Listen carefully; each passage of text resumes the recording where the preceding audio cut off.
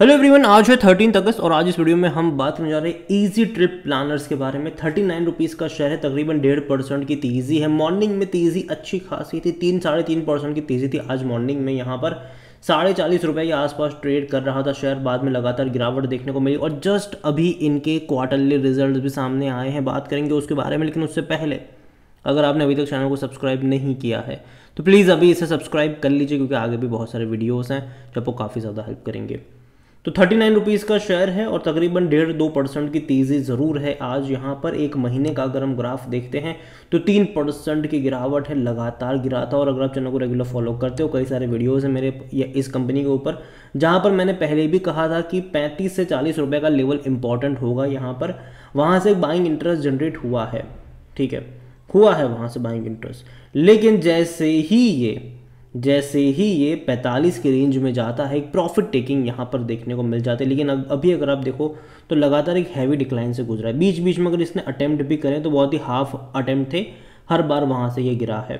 और आज के जो रिजल्ट्स भी इसके सामने आए हैं वो उतने ज़्यादा एक्साइटिंग भी नहीं लग रहे हैं। वो उसको मैं एवरेज नंबर कहूँगा और मार्केट जो है वो देखते हैं कि इस एवरेज नंबर के ऊपर क्या रिएक्ट करता है। हालांकि अभी तक तो कोई रिएक्शन मार्केट ने दिया नहीं है, यहाँ पर कोशिश कर रहा है। लेकिन अभी भी अगर आप देखो, जस्ट अभी नंबर्स आए, कोई बहुत बड़ा रिएक्शन यहाँ पर नहीं आया है इस कंपनी के रिजल्ट्स को लेकर अगर हम देखें तो। और जहाँ तक नज़र करी जाए रिजल्ट्स की, जो कि आज का मेन मुद्दा है, तो ये जो नंबर्स आप देख रहे हो वो मिलियंस में है, ठीक है। तो यहाँ पर तकरीबन 155 करोड़ के आसपास का इनका रेवेन्यू रहा, जो कि पिछले साल 126 करोड़ के मुकाबले काफ़ी अच्छा है। लेकिन इससे पहले के क्वार्टर के 170 करोड़ के मुकाबले कम है ये। और देखो, हमें समझना भी होगा कि मार्च क्वार्टर जो होता है, जाहिर सी बात होती है वो उसमें एक अच्छे नंबर्स होते हैं, क्योंकि लोग ज़्यादा ट्रैवल करते हैं उन दौरानों में। फ़्लाइट टिकट्स अगर आप देखो वगैरह देखो तो लोग काफ़ी ज़्यादा ट्रैवल करते हैं, ठीक है।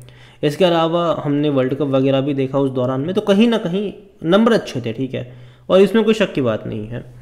और यहाँ पर अभी देखो तो रेवेन्यू कम हुए पिछले क्वार्टर के मुकाबले, मतलब मार्च के मुकाबले रेवेन्यू कम हुए हैं यहाँ पर। और जहाँ तक खर्चे देखोगे तो खर्चे देखो तो एवरेज में 109 करोड़ का खर्चा हुआ इनका।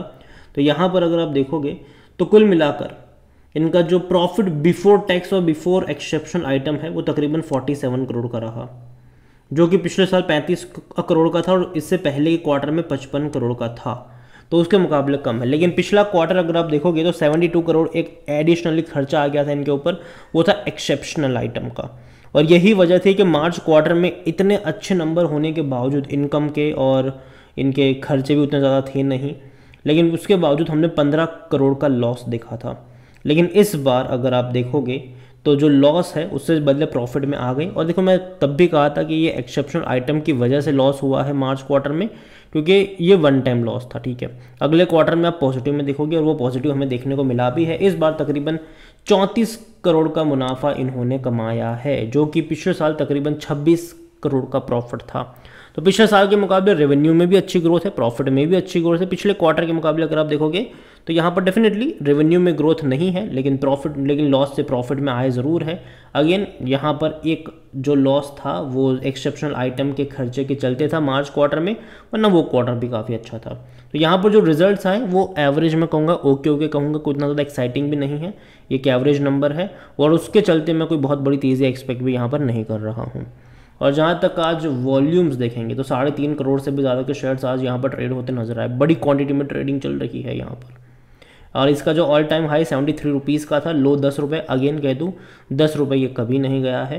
ये एडजस्टेड प्राइस है, क्योंकि भैया इसने एक साल में 2 बार आपको बोनस दे दिया था, उसी के चलते ये एडजस्ट हुआ है ये, ठीक है। और यही वजह है कि आपको अभी इसका जो प्राइस है वो देखने में लग रहा हो कि यार कितना कम है 39 रुपीज़, नहीं, एक्चुअली में कम नहीं है ये। एक्चुअली में ये पूरा एडजस्ट होकर इतना कम पर आपको देखने को मिल रहा है।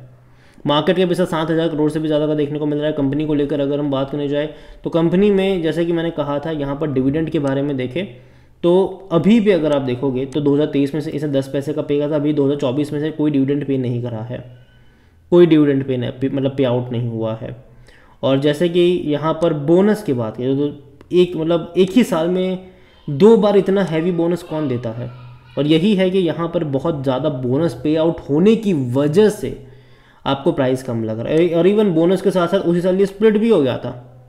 अब देखिए यहाँ पर एक ही साल में 2022 में एक का डबल कर दिया, बाद में क्या हुआ, अगेन नवंबर में एक का डबल कर दिया, वो स्प्लिट का, फिर बोनस का एक का 3 कर दिया।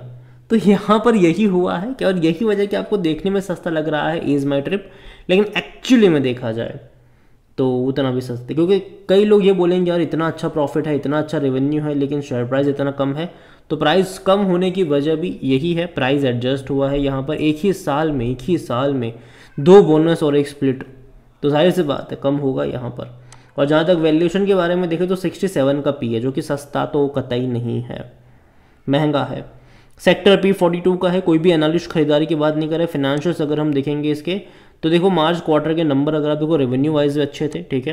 इससे पहले दिसंबर में भी देखो तो 165 करोड़ के रेवेन्यू थे, 45 करोड़ का प्रॉफिट था। उससे पहले सितंबर में 145 करोड़ का इनका रेवेन्यू था और 47 करोड़ का प्रॉफिट था।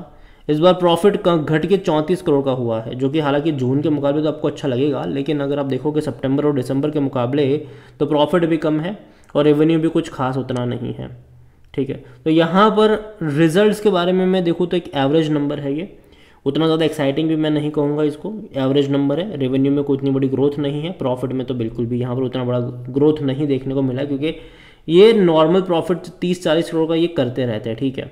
तो कहीं ना कहीं ज़्यादा प्रॉफिट एक्सपेक्टेड होना चाहिए इस कंपनी से, लेकिन जैसे कि मैं पहले ही बोल चुका हूँ कि ये वो कंपनी है, ये वो सेक्टर है जहाँ पर बहुत सारे प्लेयर है, बहुत सारे, मेक माई ट्रिप, GoIbibo, Yatra.com, कई सारे हैं। इसके अलावा अदानी भी यहाँ पर एंटर कर चुके हैं और आने वाले टाइम में भैया अंबानी भी एंटर करने वाले हैं इसी के अंडर में, याद रखिएगा इसके बारे में। टिकट बुकिंग वगैरह सब कुछ स्टार्ट होने वाला है वहाँ पर भी, रिलायंस भी करने वाला है।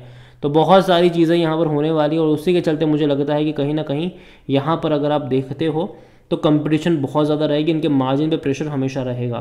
और जहाँ तक हम शेयर होल्डिंग के बारे में देखें तो 64.30% का स्टेक प्रमोटर के पास है, 0.08% म्यूचुअल फंड के पास है, 2.51% डोमेस्टिक इंस्टीट्यूशन के पास है, 2.56% एफआईएस के पास है। और यहाँ पर प्रमोटर की जो 74-75% की होल्डिंग थी वो घट के 64 पर हुई है, और वो सारा खरीदा है जनरली में रिटेल इन्वेस्टर ने और अदर पार्टीज़ ने ही। 22.57% रिटेल इन्वेस्टर के पास है और जो अदर पार्टीज़ है वो 7.97% का स्टेक लेकर बैठे हुए हैं यहाँ पर। तो देखा जाए तो बहुत बड़ी क्वांटिटी यहाँ पर सिर्फ और सिर्फ रिटेल इन्वेस्टर लेकर बैठे हुए हैं, जो कि अगेन अच्छा साइन नहीं है। हालांकि जैसे कि मैंने पहले ही कहा इस कंपनी को लेकर कि यहाँ पर अगर आप ग्राफ इसका ऑब्जर्व करते हो तो एक चीज़ पता चलती है कि कहीं ना कहीं 35 और 40 के बीच में सपोर्ट मिलता है। तो मैं उम्मीद करूँगा कि एटलीस्ट सपोर्ट मिले, जो कि है कि 37-38 रुपीज़ के आसपास सपोर्ट मिलता है इसको। देखते हैं कि इस बार वहाँ पर मिल पाता है कि नहीं, लेकिन अगेन मैं इसको सिर्फ स्विंग ट्रेड के लिए ही इस्तेमाल करना ज़्यादा पसंद करूँगा। लॉन्ग टर्म के लिहाज से मैं अभी यहाँ पर दूरी बनाना इसलिए पसंद करूँगा क्योंकि मुझे लगता है ना यहाँ पर कि देखो इतनी सारी कंपटीशन है इस सेक्टर में कि इनके मार्जिन जो है वो उतने ज़्यादा अट्रैक्टिव रहने वाले नहीं हैं फ्यूचर में, बहुत ज़्यादा कंपटीशन है। हालांकि अच्छी बात है कंपनी प्रॉफिटेबल है, अच्छा प्रॉफिट कर रही है, लेकिन जैसे कि मैंने कहा कंपटीशन इतनी ज़्यादा है कि इनके मार्जिन पे दबाव बनेगा और बहुत सारे जब नए प्लेयर्स आएंगे तो कहीं ना कहीं वो एक मार्केट शेयर, एक मार्केट कैप्चर भी करेंगे, जो इनके लिए दिक्कत होगी यहाँ पर लॉन्ग टर्म के लिहाज से। तो नज़र रखिए इस कंपनी के ऊपर। और अगेन मैं कहूँगा कि है तो होल्ड कर सकते हो, लेकिन हाँ अगर ये ऊपर की तरफ जाता है तो अगेन प्रॉफिट टेकिंग के ही मौके यहाँ पर बनने वाले हैं। जैसे कि मैं पहले बोल चुका हूँ 35 से 40 का जो रेंज है वहाँ पर सपोर्ट बनना चाहिए, लेकिन जैसे ही 45 की रेंज में जाएगा प्रॉफिट टेकिंग यहाँ पर शुरू हो जाएगी। अगेन ये मेरा पर्सनल ओपिनियन है, कोई भी इन्वेस्टमेंट एडवाइस नहीं है। ये वीडियो को यहीं पे एंड करता हूँ। पसंद आए हो तो लाइक करो, शेयर करो, चैनल अगर पहली बार है तो प्लीज़ सब्सक्राइब करें। और इज ट्रिप प्लानर्स के बारे में आप क्या सोचते हैं वो भी आप मुझे कमेंट में लिख के बता सकते हैं। Thank you.